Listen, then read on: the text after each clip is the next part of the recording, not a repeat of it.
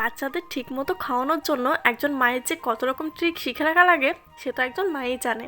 Hello everyone, কেমন আছেন সবাই?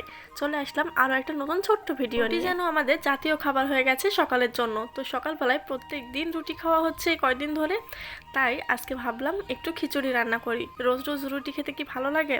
মাঝে মাঝে একটু অন্যরকম না হলে মুখের স্বাদ পরিবর্তন হয় না। তো এই যে খিচুড়ির সাথে কি খাবো ভেবে পাচ্ছিলাম না। এখন সকালবেলায় তাড়াহুড়ো করে মাংস রান্না করাও সম্ভব না, তাই ভাবলাম জলদি জলদি করে কয়েকটা ডিম ভেজে নিই। আব্বুর যেহেতু অফিস শুরু হয়ে গেছে, সে তো খেয়ে দিয়ে অফিস যাবে, তাই বেশি তাড়াহুড়ো। আর মেয়ের তো স্কুল ছুটি প্রায় শেষের দিকে, আর ঈদের ছুটি উপলক্ষে অনেকদিন অনেক আরাম করলাম।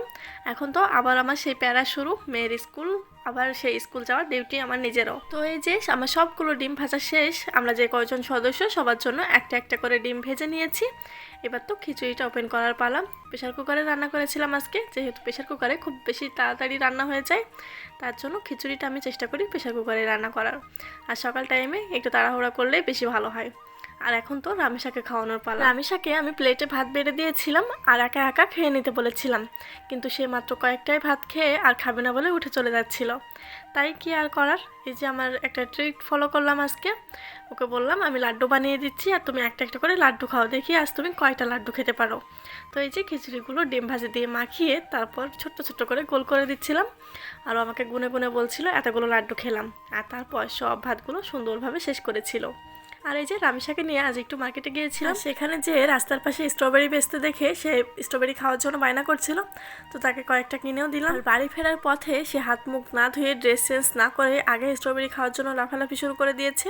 তো কি আর করার, সে একদমই বায়না ধরেছে আগে স্ট্রবেরি খাবে তারপর ড্রেস চেঞ্জ করবে, তাই তাকে কয়েকটা ধুয়ে দিব। আগে সে খেয়ে নিক তারপর অন্য কিছু। আর তার কিছু খেতে মন চাইলে সে সেটা না খেয়ে আর অন্য কোনো কাজ করবেই না। আর এই যে সন্ধ্যাবেলায় রামিসার আব্বু পেঁয়াজু চপ এইগুলো নাস্তা এনেছিল। রামিসার আব্বু আসার আগে আমি ভেবেছিলাম আজকে কোনো ভাজা পোড়া খেতে দিব না, তাই এতগুলো ফল কেটে রেখেছিলাম যে আসলে আজকে সন্ধ্যা নাস্তায় এটাই দিব। কিন্তু কি আর করা, সে তার আগেও নিয়ে চলে এসেছে। আমি যতই চেষ্টা করি বাব্বিটিকে সন্ধ্যাবেলায় একটু হেলদি খাবার দিব, ভাজা পোড়া খেতে দিব না, কিন্তু কি আর করার, তারা সেই ভাজা পোড়াই খাবে। প্রত্যেক দিন তারা ভাজা পোড়া চপ পেঁয়াজু এগুলো খাবে, আর বাজার থেকে না আনলে আমাকে আগে থেকে ফোন করে বলে দিবে যাতে আমি বানিয়ে রাখি। আমি না বানালে দোকান থেকে কিনে আনবে, এটাই তাদের রোজকার রুটিন। আর এই যে ফল কেটে দিয়েছি, তারপরেও রামিসার আব্বু সেই ভাজা পোড়ায় খাচ্ছে, আর রামিসাকে এগুলো খেতে বললাম। আর তারপর হঠাৎ করে রাতে আমাদের বাসায় মেহমান এসেছিল, তাই মেহমানের জন্য একটু নাস্তার ব্যবস্থা করছিলাম।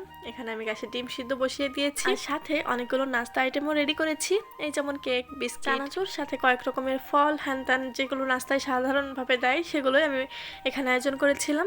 আর ভাবলাম এগুলোতে একটু কম কম মনে হচ্ছে, তাই ভাবলাম অল্প একটু লাচ্চাও রান্না করি। লাচ্চা সেমাই রান্না করতে যেহেতু খুব বেশি টাইম লাগে না, দুধটা একটু ফুটে উঠলেই হয়ে যায়। আইটেমগুলোর সাথে একটু লাচ্চা সেমাইটাও অ্যাড করে দিব, আর এইভাবে আজকে মেহমানদারিটাও সম্পূর্ণ হবে।